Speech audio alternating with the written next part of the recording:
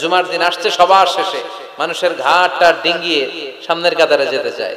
এই মসজিদটা সবার, এখানে কাউকে কষ্ট দিয়ে ধাক্কা মেরে নিজের সামনে যাওয়া যাবে না। There is no difference between black and white, upper and lower, between the richer section of the society and poorer section of the society, between the prime minister, between the president and rickshaw puller, labor and factory worker. Everyone is completely equal, totally equal, 100% equal in the eyes of Islam. চিল্লায় কোন ঠিক কিনা? তোমার প্রস্তুতির কিছু বিষয় আছে। আমি কোরআন সুন্নাহ ঘেটে মোট 15টা সুনান পেয়েছি জুমার, সুনানুল জুমা। এই জুমার দিনে কিছু সুন্নাহ আছে, এই সুন্নাহগুলো যদি পালন করি তাহলে জুমার সর্বোচ্চ বারাকা, মার্সি এন্ড ব্লেসিংস, রহমত এগুলো হাসিল করা যাবে, ঠিক কি না? জুমার দিনের 1 নাম্বার সুন্নাহ হচ্ছে ওই জুমার দিনের সকালের ফজরের সালাতটা জামাতে পড়া। আল্লাহর কাছে সবচেয়ে প্রিয় নামাজ জুমার দিনের ফজরের নামাজটা জামাতের সাথে আদায় করা। সুবহানাল্লাহ পড়েন। মুনাফিকের কাছে 2 ওয়াক্ত সালাত সবচেয়ে কঠিন, একটা ফজরের সালাত আর একটা এশার সালাত। এক স্কলারকে জিজ্ঞেস করা হলো সকালের বাতাসটা এত সুন্দর, নির্মল আর সুস্নিগ্ধ কেন? ওই স্কলার উত্তর দিয়েছিল, এর কারণ সকালবেলা ফজরের সময় মুনাফিকগুলো কাঁথার নিচে সব লুকিয়ে থাকে আর নাক ডেকে ঘুমায়, তাই মুনাফিকদের নাকের বাতাসের দুর্গন্ধ বাতাসে মেশে না, তাই বাতাসটা এত সুস্নিগ্ধ আর নির্মল। 2 নাম্বার জুমার দিনের সুন্নাত হচ্ছে সিওয়াক, মেসওয়াক করা। আসেনি আপনাদের? মাতফারাতুন লিল ফাম মারদাতুন লিররাব। বিষ্ণু ইসলাম বললেন এটা দিয়ে জিহ্বা পরিষ্কার হয়, দাঁত পরিষ্কার হয় আর আল্লাহর সন্তুষ্টি অর্জিত হয়। বিশ্বনবী জাইতুনের ডাল দিয়ে মেসওয়াক করতেন আর বলতেন নি'মা সিওয়াকিয়া জাইতুন ফাইন্নাহা সিওয়াকি ওয়া সিওয়াকুল আমবিয়া'i মিন ক্বাবলি। জাইতুনের ডাল কত সুন্দর মেসওয়াক হয়, কারণ এই ডাল দিয়ে আমিও যেমনি মেসওয়াক করি, আমার আগে লক্ষাধিক নবী এই জাইতুনের ডাল ভেঙে মেসওয়াক করেছেন। 3 নাম্বার সুন্নাহ হচ্ছে আল গোসল, জুমার দিনে গোসল করা সুন্নাহ। আমরা গোসল করি না সবাই? আচ্ছা। 4 নাম্বার সুন্নাহ হচ্ছে আদ-দুহুন, তেল ইউজ করা।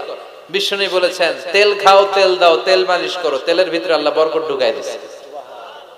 ওয়াদ-দাহিনু ফাইন্নাহা ওয়াদ-দাহিনু ওয়াজ-যাইত ফাইন্নাহা মিন শাজারাতিন মুবারাকা।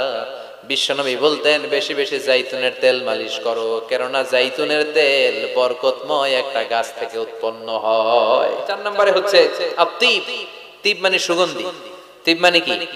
পারফিউম। বিষ্ণু ইসলামের কাছে কিছু জিনিস হাদিয়া হিসেবে পেশ করা হলে তিনি ফিরিয়ে দিতেন না, এর মধ্যে একটা হচ্ছে আত-তিব। একটা কি? সুগন্ধি। কেউ হাদিয়া দিলে বলতেন না লাগবে না, বলতেন না লাগবে না, নিতেন। দুধ দিলে কখনো বলতেন না লাগবে না, বালিশ দিলে কখনো বলতেন না যে লাগবে না, তেমনি সুগন্ধি দিলেও বলতেন না লাগবে না, মধু দিলেও বলতেন না যে লাগবে না। সুবহানাল্লাহ। এগুলো দিলেই নিতেন, ব্যবহার করতেন আর খাইতে পছন্দ করতেন। সুবহানাল্লাহ পড়েন। এরপরে জুমার আরেকটা সুন্নাত হচ্ছে আল-লিবাস আহসানুস সিয়াব, সবচেয়ে সুন্দর জামাটা পরা, কারণ আল্লাহ নিজে সুন্দর। ইন্নাল্লাহা জামিল ওয়া ইউহিব্বুল জামাল। আল্লাহ নিজে সুন্দর, তাই সব সৌন্দর্যকে আল্লাহ পছন্দ করেন, ঠিক কি না? এই মহাবিশ্বের সবচেয়ে সুন্দর কে? দুনিয়া সুন্দর, মানুষ সুন্দর, আসমান সুন্দর, জমিন সুন্দর, সুন্দরে সুন্দরে পাল্লা, জানি না কত সুন্দর তুমি আল্লাহ। এরপর আরেকটা সুন্নাহ হচ্ছে ইকসারুস সালাহ আলা রাসূলিল্লাহ, আল্লাহ রাসূলের উপর বেশি বেশি দুরূদ পড়া।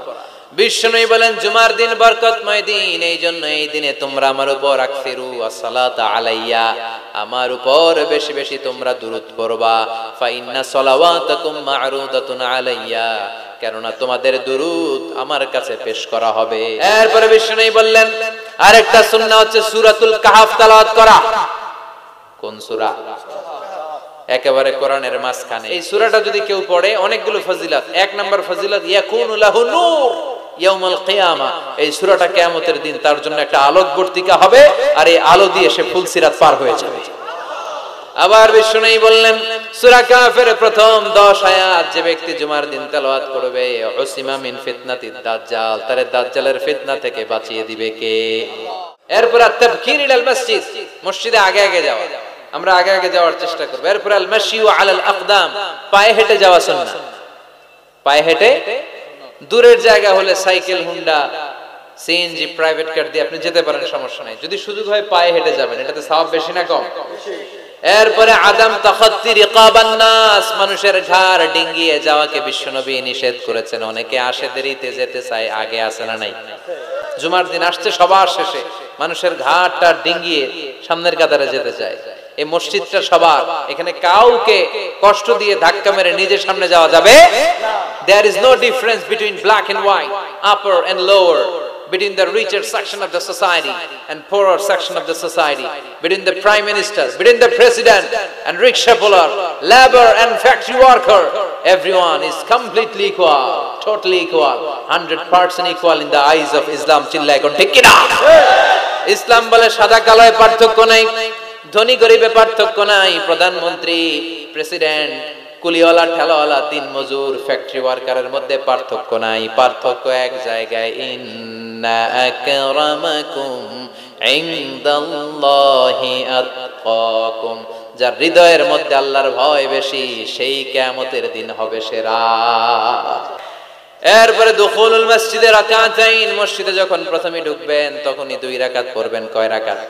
কবলাল জুমা বাদাল জুমা নিয়ে অনেকে প্রশ্ন করে, খেয়াল রাখবেন, কবলাল জুমা সহিহ সুন্নাহর আলোকে এটা অনির্ধারিত, এটা সুনির্ধারিত নয়। মা কুদ্দির এলাকা, আপনার যতটুকু সম্ভব হয় 2-2 করে।